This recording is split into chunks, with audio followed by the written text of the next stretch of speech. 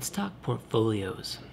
I come from a design background, not a photographical background. I come from not a photography background.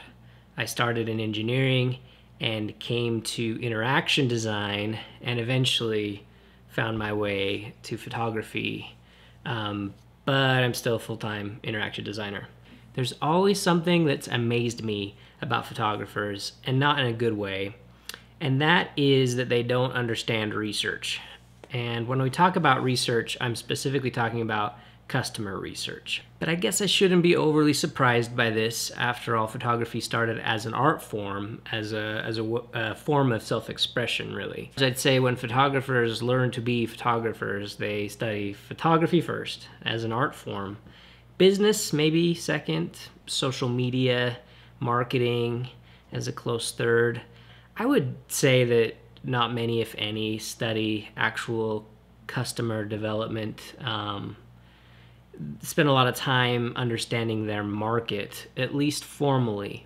Now, customer research doesn't sound very exciting, but if you're a professional photographer or part-time photographer wishing to be full-time photographer, or enthusiast wishing to get paid for any and all of your photography, then you have a lot to gain by coming to understand the ins and outs of customer research. I could talk for hours on this topic, probably, and how, customer development, customer research applies to photography.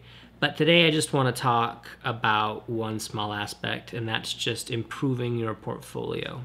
The classic feedback that you'll get when you hear professional photographers who are successful talking about improving a portfolio is they'll say only show your best work. They'll say focus on one type of photography per portfolio, and they'll say focus on a specific style that people will then know you for and be able to identify you as this type of photographer who does this style of photography, and some of those things. And I don't want to rehash all that other than what I just rehashed.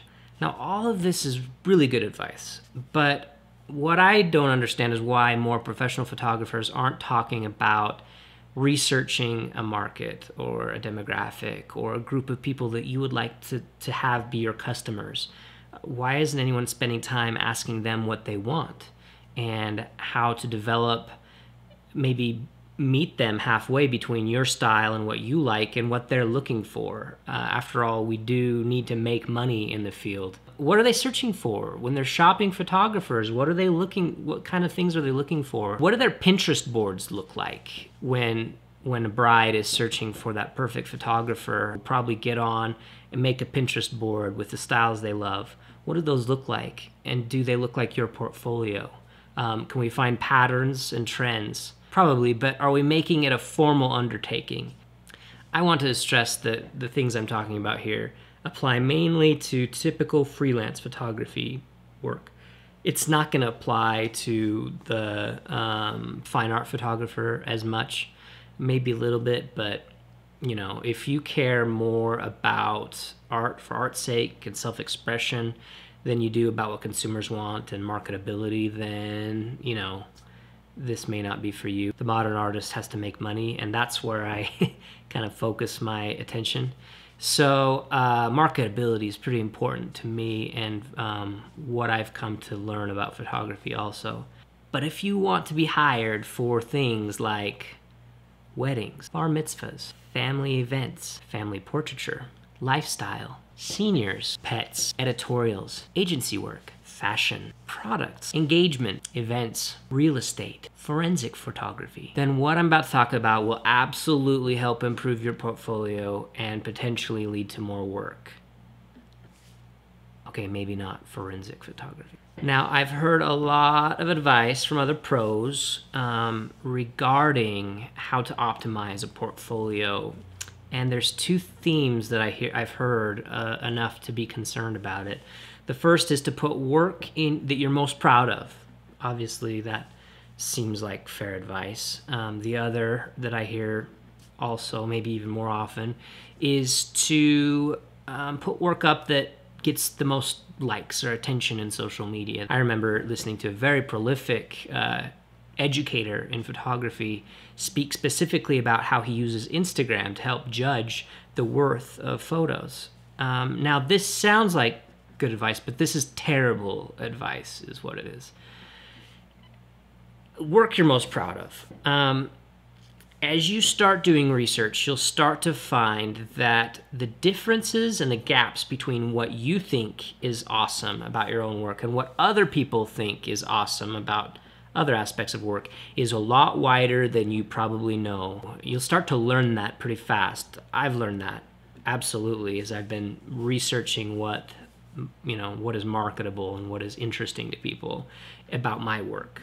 In fact, there's been times that it's been nearly devastating to find out that a photo that happened to be my favorite was just okay in the eyes of a lot of consumers or a lot of potential clients. There's a lot of reasons why your opinions of your portfolio don't match the opinions of a potential market.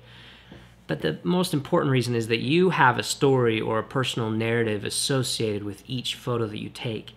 And in fact, as you talk about those photos, and then as you revisit them later in your mind, the second, third, fourth, fifth time you viewed that photo, your brain is reinterpreting that story all the time, redelivering it, even changing it. That's just what we do as we tell stories and as our memories, are recreated each time we bring them up.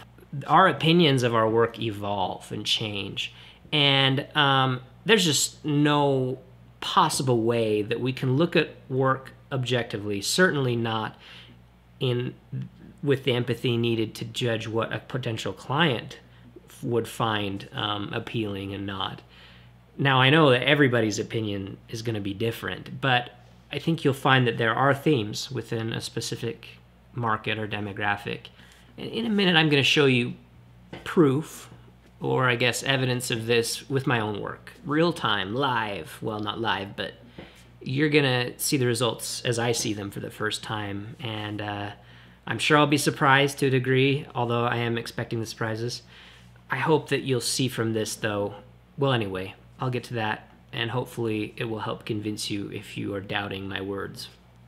As to the second advice, and that is using social media, specifically Instagram or Facebook, to help you judge how well one of your photos is received. That doesn't sound like terrible advice.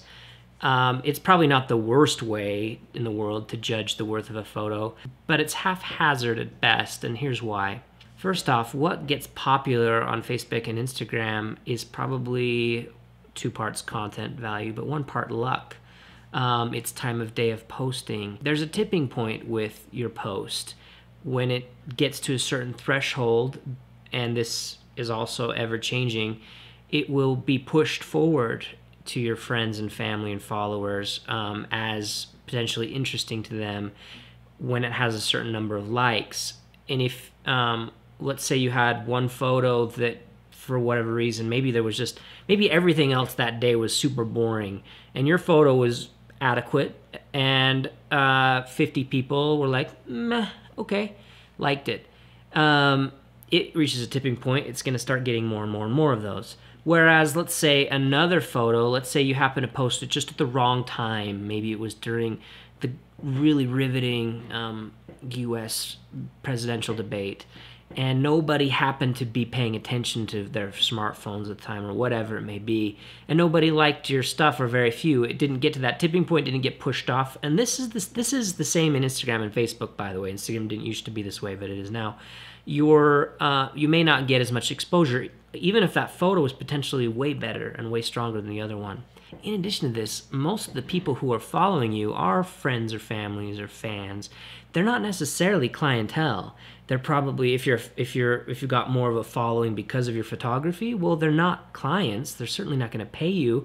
They're people who like your work and appreciate it. Now, as far as like 500px and Flickr, these are other photographers. Other photographers are not a great place for feedback because they're going to judge your photography based on a whole different set of values than our potential clients, unless your clients are photographers.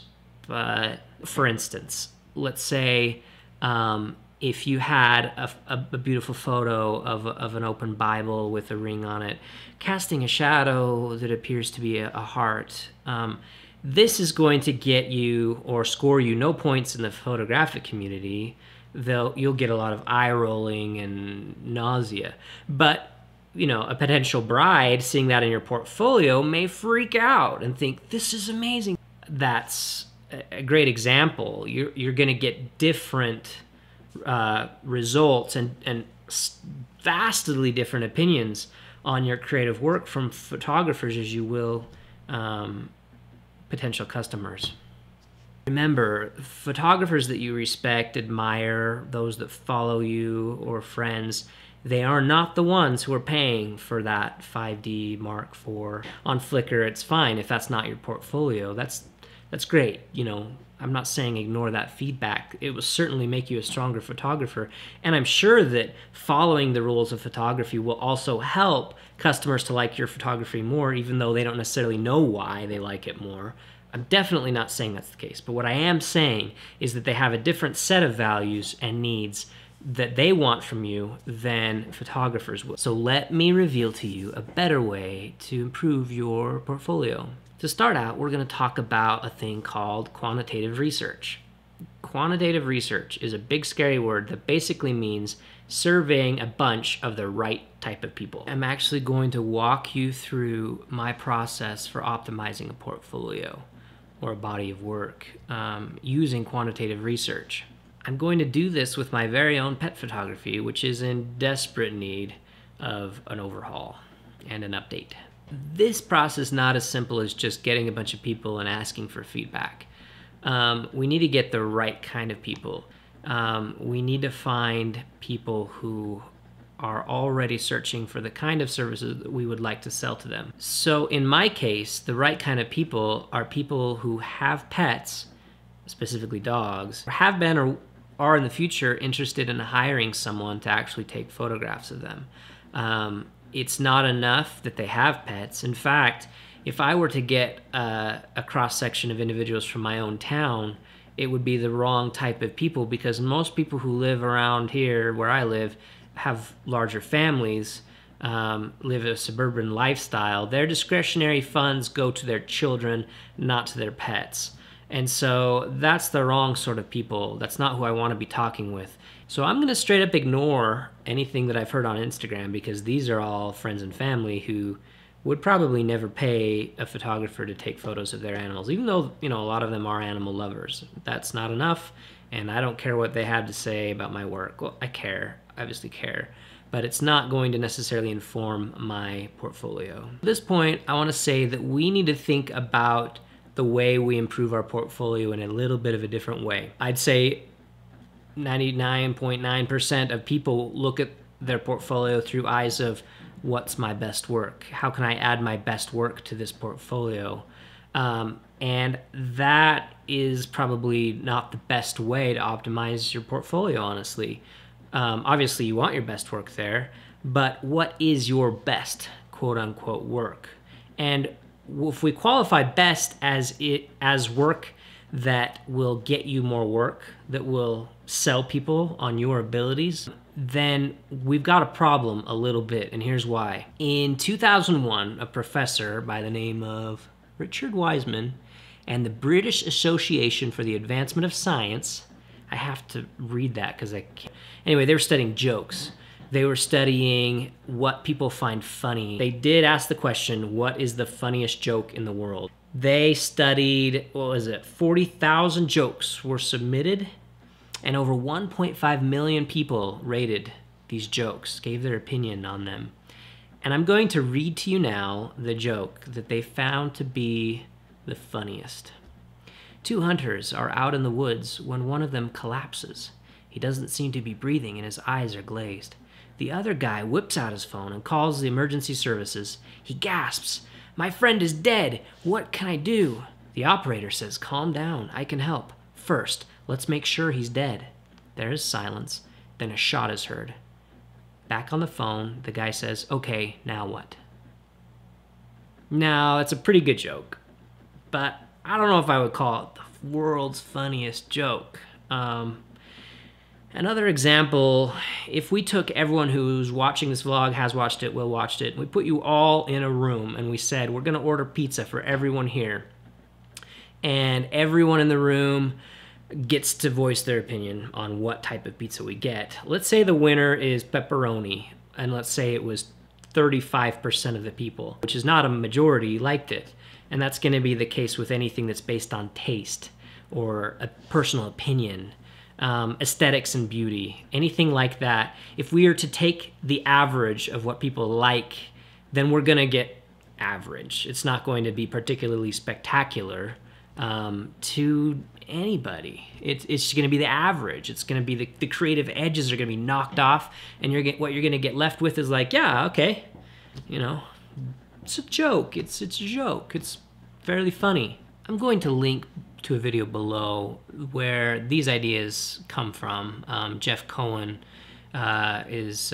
speaks about statistics as it relates to marketing and whatnot, and I really enjoyed this talk, and that's where I got these ideas. So again, it seems to me unrealistic to try to identify our best quote-unquote work when best is defined by what is most marketable, and what is most marketable is varies from opinion to opinion. But what is a better way to look at it?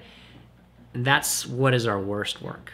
And although we're not going to be able to identify what's best for all clients, we're certainly going to identify what is not working for a lot of clients. And if there's something in our portfolio that's not working for a lot of clients, we've got to eliminate it. And let's only leave photos in there that clients look at and are not negatively affected by. If they either see photos as okay, decent, and amazing, that's great. We're never going to get everything is mind-blowing to every customer. That's just not possible, again, because of everyone's tastes. But I think it's within the realm of possibility, if you've got the ability, I guess I should preface, to come up with a portfolio that is not repulsive and has some really strong work. That is a better, more feasible way to get your portfolio to the point it needs to be. This is the stuff we've got to remove from our portfolio as soon as possible. But first we've got to identify it. So my first step is to look through my work and take my best shot. Of course, I can't have all of my work reviewed by my target demographic. That's not feasible. So I've got to use some of my own heuristic ability to identify what is good and desirable and put that forward. And from that pool of photos, we'll say 50 or whatever it may be, I'm going to use that as my starting point, and then when I'm done, I'm going to be left with the 15 to 25 or however many, and again, the number doesn't matter as much as the quality. I'm going to be left with all the photos that were not seen as bad, or photos that made people doubt whether they wanted to hire me. I'm going to put all of these into an online survey. For creating the actual surveys, I use Qualtrics. It's free for smaller numbers of participants, so if you have less than 100, you're not going to be charged to use it.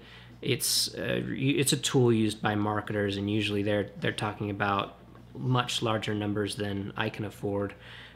For statistical relevancy, they're targeting over 300-400 people at minimum. And I just can't afford to pay that many people to do a survey for a portfolio. But anyway, it's a great service and a tool for quick surveys to small numbers of people. And they handle images as well. The type of surveying I use is one I borrow from an expert in the field of interaction design and software. This is Gary McGovern's technique he talks about in his book, The Stranger's Long Neck. And this type of survey is called top tasks. A top task analysis is basically, the idea is you give your users a list of the features in any given software and say, choose the most indispensable, or choose 5 or so of the most indispensable ones. In the photography survey that I'm going to show you that I use, I'm not going to have someone reorder all my photos from favorites to least favorite, because that's untenable, and it would require a great deal of time on the part of surveyors. I can pay a group of people to take a survey a lot less if they know it's a 2 or 3 minute survey. So it's much easier to scroll through a list of 30 to 50 photos and just at the tap on or click the 5 that they like the most. And that's basically what we do. But what's going to happen is at the end we're going to get enough people taking the survey that we're going to know reasonably well which photos are not helping our portfolio or even harming it. They're the ones that nobody's going to pick as their top 5. So that really quickly gets us to a good hierarchical view on how much people appreciate our work. So the first thing we need to do is, or I need to do, is to target the right demographic. I need to create some knockout questions in my survey. So I'm going to first ask, I need to know that they're a dog owner, first off. And I need to know if they've ever in their past actually spent money specifically to hire a photographer for their dog. Now, it's not good enough to say, would you consider or do you see yourself hiring a photographer to take pictures of your dog? If they haven't done it in the past, then we have no guarantee or assurance that they would in the future. But if they have done it in the past, then there's a great chance or likelihood that they would in the future. Either way, they're the right demographic. There's somebody who values pets enough to spend discretionary funds to take portraits that they'll help remember them with. So I need to find those things out. I also want to target people who live in my area that it's feasible I could go take photos and meet them somewhere. So what I ask in the survey, after I've done those knockout questions that make sure I'm dealing with the right type of people, I'm going to ask them, or I'm going to introduce the survey this way. I'm going to say, imagine you are interested in finding a photographer to take photos of your dog. In the question which follows, you will see many photos from a single photographer. You will evaluate the photographer's work as if you were considering her or him as someone you would trust for the job. And then, so that's the intro. Now, we're going to have people choose a certain number of photos, exactly, and it needs to be consistent, so 3 to 5 usually of the ones that will make them most likely want to hire this photographer. So that number is usually, I just take a straight 10% rounded up of my total number. So then I'll ask the question, study the portrait photography below carefully, then choose exactly 5 or 4 or whatever the 10% is. Then choose exactly X photos that most impress you or which make you the most interested in hiring this photographer. Here's a look. I'm just going to show you a sped up screen capture of me pulling together this survey. Again, I'm not going to walk you through each of these steps right now. This is not a tutorial. This will just give you a feel for how I put the survey together. If you want a tutorial on this stuff, I'm happy to make it. I just want to make sure there's enough people that have interest. So let me know in the comments if that sounds interesting to you. One other thing to note while we're watching my speed survey creation here, regardless of what survey tool you use, and you absolutely don't have to use Qualtrics, there's certainly others, SurveyMonkey and others that I've used. It's important though that you can randomize the answers. Order does matter. A typical difference in like point difference is anywhere from like 0.2 to 0.3 of a point difference on a 5-point scale, or about 1/3 of a standard deviation. That may not mean anything to you, but what it basically means that people are slightly more likely to choose options that are oriented towards the beginning of your answer selections rather than the end. So the more answers you have, the more likely that is the case. So in general, you want to make sure that you are randomizing the order of your photos. So now that survey is created, it's important to find people to take the survey. There are many, many ways to find people to survey. It's going to be harder if your demographic is more selective. For instance, if you're looking for art directors, that's going to be more of a challenge. It's going to cost more. It'll be very difficult to get the type of feedback you need here with those people. Those might be best done in person if you can get it. It's going to be hard, though, to get like a statistical relevant number of people, unfortunately. Portrait photographers, seniors, or families all of that's much easier. Pet, we'll see. So I'm going to use today one service that I've used in the past to find participants, and that's a service that Amazon has called Mechanical Turk. Basically, this is a service which will allow you to create tasks that are almost automatable but require an actual human to do, and that need to be done by a lot of people, but don't require a ton of thought. That's this sort of thing. So surveys are perfect for this, or like a lot of people use it to like meta tag data, or look at these photos and tell us which one of these are appropriate for children or not. And then they just go through and click things and they make a little bit of money. So you can pretty cheaply find people to help you with this survey. The tough part is getting, for me anyway, in this particular survey, is finding enough dog lovers. So the way I'll introduce this, though, is I'll create a little human interface task, or a HIT, they call it, and which links to my Qualtrics survey. Basically, it'll say, we are conducting a photography rating survey to help photographers understand which of their work is best. We want to understand your opinion about a specific portfolio. Click the link below to complete the survey. At the end of the survey, blah, blah, blah, you'll be asked this stuff I'd get into if I was doing a tutorial. The survey will take less than 4 minutes or 2 minutes, or however long you average will take. That's important, because if you can reassure people of how long it'll take, you can pay them a little less. So with Mechanical Turk, the goal, I guess they say, is to pay people about $6 an hour. Crying kid break. We're back. Where was I? How much to pay them. Mechanical Turk, it suggests or encourages you that per participant, you're trying to get them to the equivalent of $6 an hour for the tasks you give them. So for this survey, if it's going to take between 2 and 3 minutes to take, then I'm going to want to pay my participants, 20, 30 cents to take the survey. I'm going to go on the higher end if I want to be more enticing, to get more people to take it. Lower end if I am not as worried about how long it takes. If I've got a week to get this out, I'm probably going to get what the numbers I need by then. Anyway, so I'm going to try to get 60 people through the knockout question. That means I'm trying to get 60 dog lovers who are willing to pay for a photographer. And if that's the case, then I'm probably going to need at like 100 or 150 participants, because a lot of them are going to be knocked out by that knockout question. And so to do that, I'm going to be paying more like $20 to $30. To me, that is money well spent.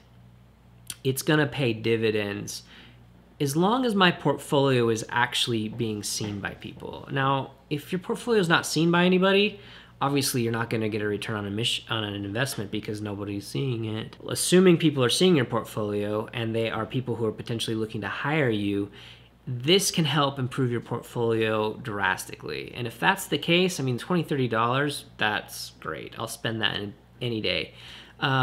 And I'll do that again every 3, 4, 5 months, whenever I feel like I've got enough sufficient body of improved work, or work that I'd like to kind of measure up against what I already have in my portfolio, kind of put it back in that little machine and shake it up and see what comes out on the other end. My portfolio will evolve continually and get better and better each time I do that. So set aside that cash, maybe even just try it as an experiment once, and just see if you feel like it gets you better results as far as your clientele and landing jobs. But I do think it's worth it. Now, why do I need 60? The number 60, it's actually 65, and it's not an arbitrary number. I didn't just pull it out. It's a well-researched number, and it's associated with margin of error. Most of the time, surveyors, professional surveyors and marketers who do this for a living, they're trying to get the margin of error very, very low. What margin of error says is that it's the percentage of likelihood that under similar circumstances you'll get similar results. So let's say that I took my dog photography survey.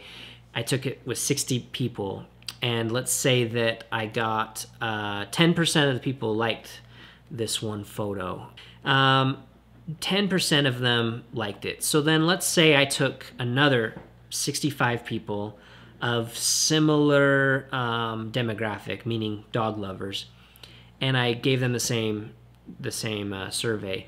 What the 10% margin of error says is that they could be anywhere from, we're pretty confident that it's going to be anywhere between 0 and 20% in that new group that will like that photo.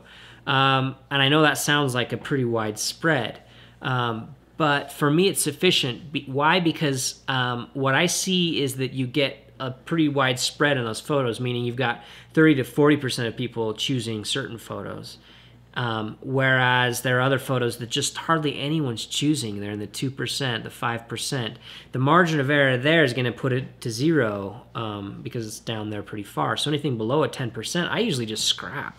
And that's why it's a good enough margin of error for me usually. So anyway, the other thing about it is that the more, and professional marketers who are surveying, marketing campaigns, products and other things, they're going to pay a lot more for statistical relevancy. They're going to want more, upwards of over 400 people, maybe even 750 to get to that.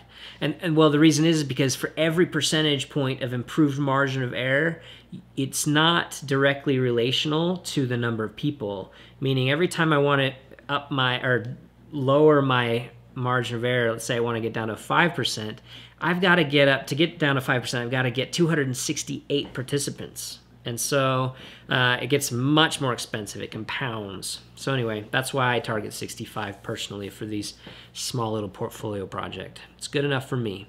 Okay, so that's basically what I want to say in the kind of part 1, day 1 of this. I've created my survey. I'm paying to get some people to take it. I just need to sit back and wait for them to get in there and do their thing. So tomorrow what I'm going to do is I'm going to show you photos. Before we get into the survey results, I'm going to show you the photos that I think are my strongest in this portfolio. Then I'm going to show you photos that other photographers have rated as, or felt that were my strongest work. And then I'm going to show you photos that people who follow me, friends and family, think are the strongest. From there, you're going to see that there are differences. But the biggest difference I think you'll see when we then pull up the results, and I'm going to watch it for the first time with you on the camera here. I think that we're all going to be, well, I'm not going to be surprised because I've done this before, but they're going to be different. They're going to be very different. And that will hopefully be revealing and show that what we think is good, what other photographers think is good, is not the same as what our customers are going to think is good. And so I'm excited to see that with you and show you that I'm right. For you doubters, you'll see it. My head hurts and I'm tired. Okay, we're on to day 2. This morning I woke up and I learned 2 things. The first thing I learned was that 100 was not enough participants. I only got about 35 people to get through those 2 knockout questions. If you'll recall, I was asking if they had ever owned or currently owned a dog and if they'd ever paid to have that dog professionally photographed. And only 35 people, which actually is a good number, made it through. So I decided to do another 100. So that survey cost me around $60 instead of $30. Again, I still feel like it's worth it. But as a result of that, I did go in and I looked, and now I have not yet looked at really the big, kind of big results. I've only looked at the knockout questions to filter them out and make sure we're getting enough people. So we'll go to question 3 as a filter here on my Qualtrics report. I'm going to set that to yes, meaning they have spent money to photograph their dog at some point in their life. And you'll see that I have 54, which is not ideal. I wanted 60 to 65. My margin of error is a little lower than I'd like it to be with 54. But so I might go back and up that, but I wanted to get this video out. So I'm still going to proceed and show you what I learned. I'll go back and try to get a few more later. So the other thing I learned is that I had that mic, but it wasn't recording. So like a good videographer, which I'm not necessarily a very good videographer. But fortunately, I did have a backup. I've got a shotgun mic on my camera, always going for that very reason, because sometimes I forget to, yeah. So the audio is not as good as it could be, but I'm just going to stay with the shotgun because I was already recording with it anyway. So to dive right in, I want to show you my dog portfolio. This is what I submitted, I guess, for all those folks to comment on.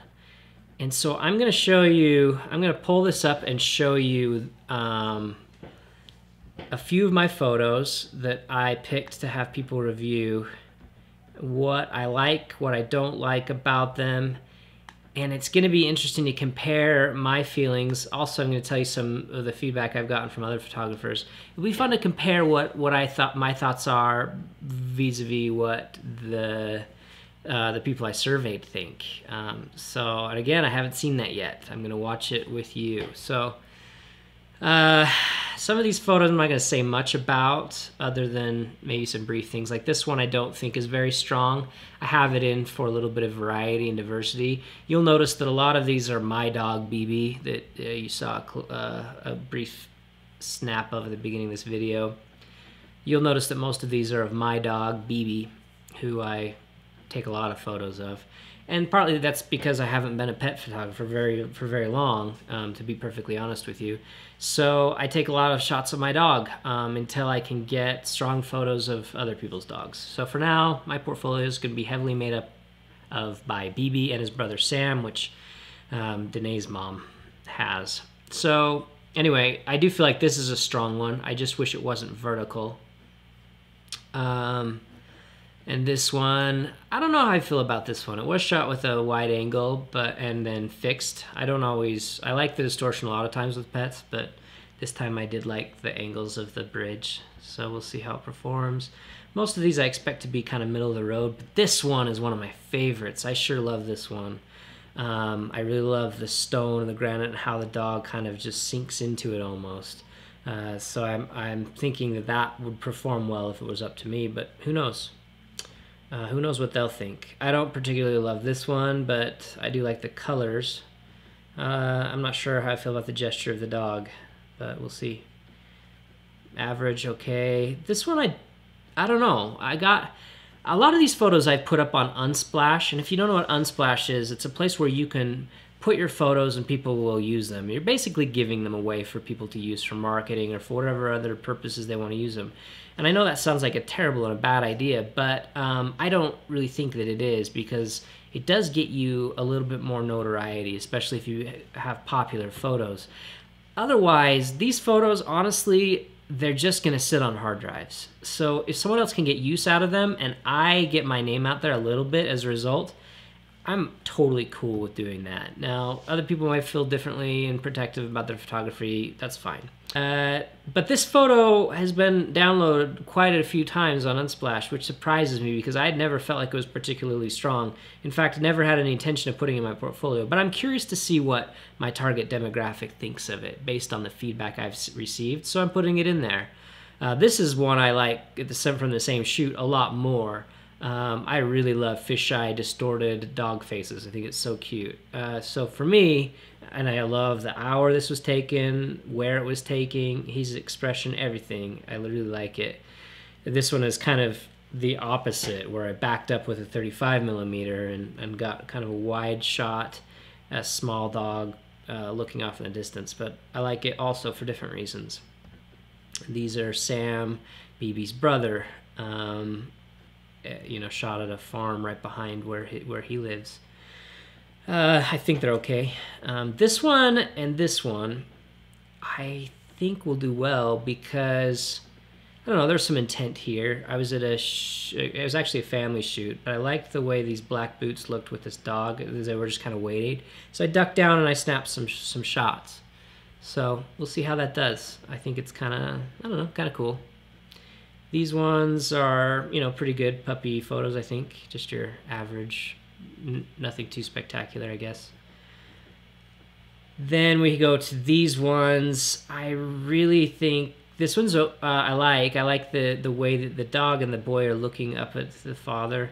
The triangle of, I think it's an excellent composition, but I don't know how I feel about putting humans, too many humans in a pet photography portfolio. We'll see how it does. Meh. I love this one. This has got to be one of my favorites. I just love the bokeh and the weeds here and the expression of BB. This one got not great reviews from other photographers because it's actually blurry. If you zoom in, it's not tack sharp. It's a little bit blurred.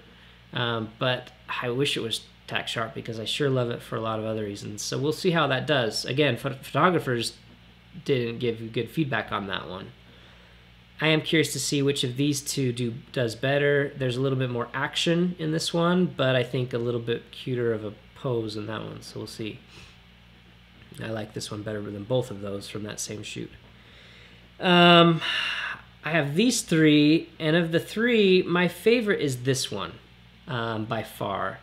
I really like the pathway leading the dog. I like his puppy dog look.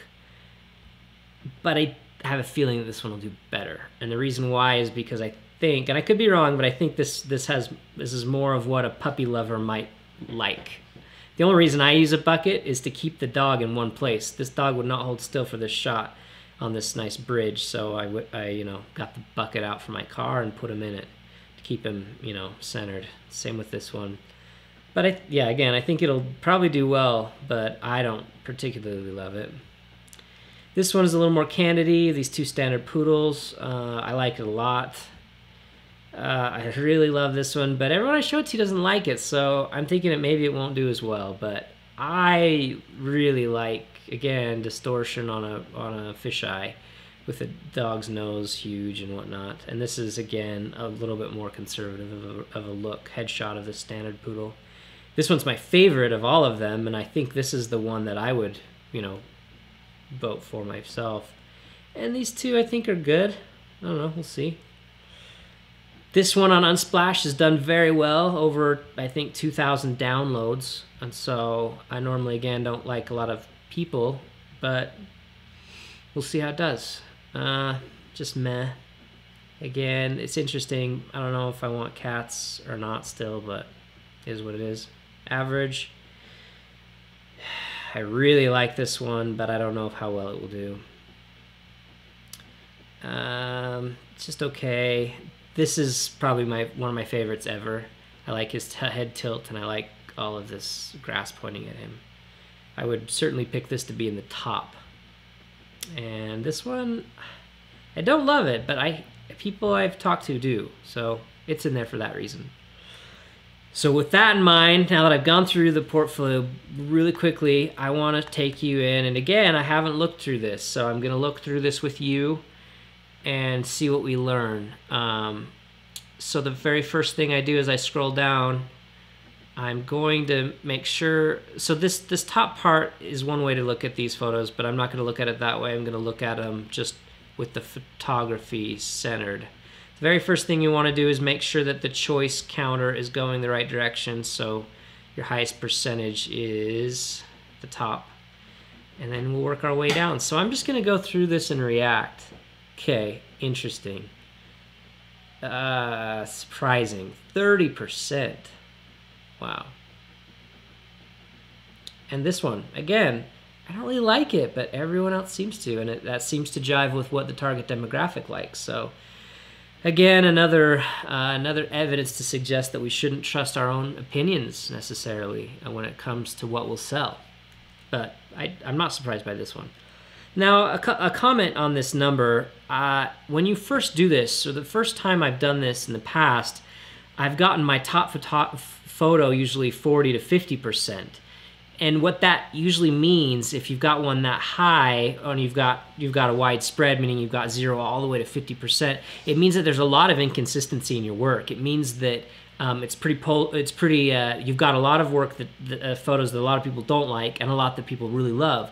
But if you get a lot of 10% or 10 to 20, and that's like everything is like in the, and there's very little that's polarized, very little high, very little low. That's actually a good sign. It means that there's a lot of consistency in your portfolio. It means that people know what to expect from you, and that nothing stands out as particularly bad. That is really good. So that's actually a good thing, and you're going to start to see that as you do this more and more with your portfolio. If you do this every 3-6 months, you'll start to see those numbers start to consolidate into, you know, nothing's really like, whoa, boom, blow you out of the water, and nothing's just absolutely terrible. Some of those photos will blow people out of the water. I shouldn't say that that means that they're all average. That's not the case at all. Some people will be like, wow, I love that. It just means that a wider variety of people appreciate every, you know, I guess, aspects of your photos across the board on an average basis. And that is a very good sign. Okay, enough on that. So to go through this a little more, this one scored a lot higher than I thought it would. This one doesn't surprise me. This one does surprise me. I knew this would happen, but not a huge surprise. This is interesting, and this is evidence to suggest that we don't always listen to what photographers think. Again, other photographers probably didn't rate this as well because it is blurry, but the people I'm surveying are not pixel peeping. They're seeing the story and the emotion, the composition as a whole, and they're only giving it a quick glance. They don't care if it's slightly blurry. So this is a strong addition to my portfolio. What a shame it would have been for me to delete it outright, like a lot of professional photographers will tell you should do. Oh, it wasn't tack sharp? Delete it. I've heard that so many times, and I just don't think it's true. I think it depends on what you plan to do with it. If you're going to blow it up huge and print it, yeah, maybe it's not the best pick. But if it's going to be a portfolio item to sell to consumers, then it's great. It's fine. So that kind of gives evidence to that argument. Okay, cool. This one's good. I'm glad this is here because it's a little bit different than some of the others. I don't know. Maybe different's not good though, but enough people like it to where I certainly would consider keeping it in there. Surprised by this one. Not sure I feel about it. I don't know if I want to leave the cat in long term, but it is cute. This one's not surprising. It's one of my first ones, and I always knew that it did well. This one is surprising to me, and actually I'm glad because it gives me a little bit more diversity in my portfolio. I don't have a lot of big dogs, and this this helps, I guess, show that I have a little bit more ability than just photographing the same 2 dogs. So good. I still don't like it very much, but they do, so awesome. Interesting. I'm surprised this one didn't do better. Again, based on Unsplash, this was download over 2,000 times. It's my top performing one in Unsplash, but that's a different market. Again, people who are downloading that are people who are using it to sell things. You get a lot of people who like lifestyle. Lifestyle is huge on Unsplash. It's way bigger than a portrait of a dog would be. So that it doesn't, it did do well here though, I should say. It just didn't like it did in Unsplash. This one did well. Not surprised by any of these. Interesting that this one did that well. And interesting that this one did this well. Good.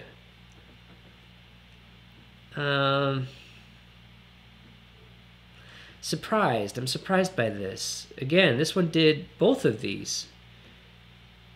This did very well in Unsplash, and this one is just one of my favorites. Same with this. And it's not bad. This is actually pretty average stuff here, meaning I don't necessarily need to consider getting rid of it at this point. But here's when we start to get to the ones where I would consider removing them. Bummer, yeah. See, I thought that would do better. I like these, but they don't, so that's interesting. Okay, that's interesting also. Oh, okay. See, here, I really thought this was a strong one. Maybe it's just that people don't like the standard poodle, though. You know, because I don't think it did very well at all. Did I get any of that standard poodle up here in the top ones? That's a great lesson for me. I just didn't consider that that would be the case. You know, the argument might be made, well, what about that one standard poodle owner that's not going to hire you because you didn't have the standard poodle in the portfolio? Well, that's one person, and I'm not catering to the one. I'm catering to the majority. So, yeah, that teaches me that maybe I don't want the standard poodle look in my portfolio. It's not what people are wanting to buy right now. Interesting. Okay. Well, I just would not have considered that. I really would have thought that this one, based on the strength of the photo, would have been a lot higher, if not some of these others.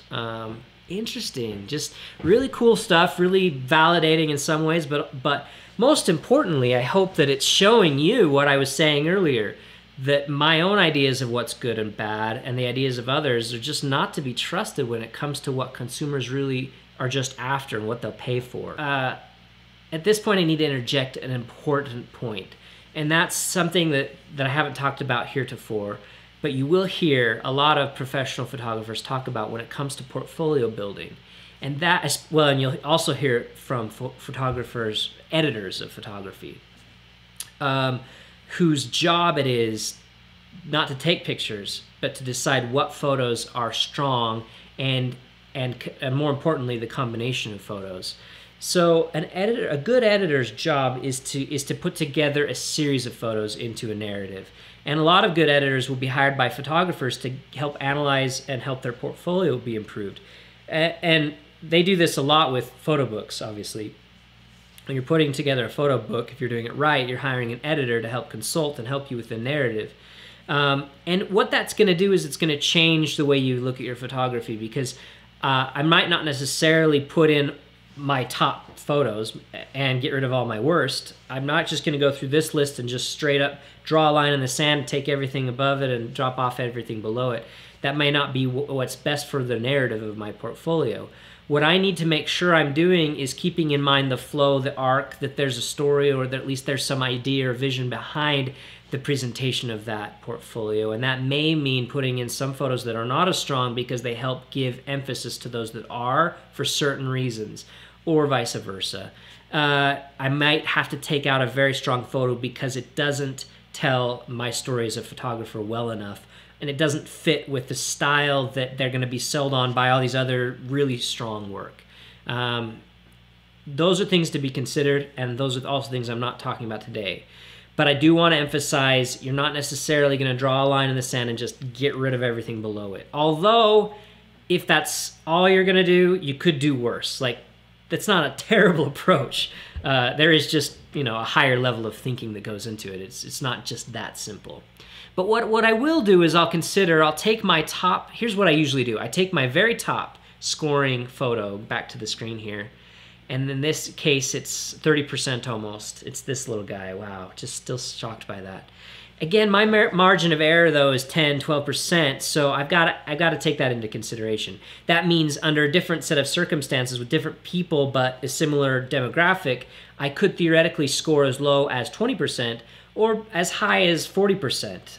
But I'm fairly safe, fairly confident that it won't go below 20 or above 40. It's probably going to be in that vicinity. That's great. That's great. I can trust that information, that they can take it to the bank, because I know I'm doing my research the way that has been proven time and time again to work. But on the other hand, if we go down here to the bottom, I've got some 0 pointers. Nobody voted for these. So the most that they'll ever score is 10% of the tallied vote. And that, well, it's certainly not good enough to keep in the portfolio, of course, but where do I draw the line in the middle? What I usually do is I'll say I'm going to subtract 10% from my top. That gives me 20%. I'm going to take another 10% below that, because what I'm doing is I'm saying my top photo is at 30, and then I'm going to go 20% lower, 10%. In certain set of circumstances, it's theoretical that those could match up and get the same score of 20%. It's possible.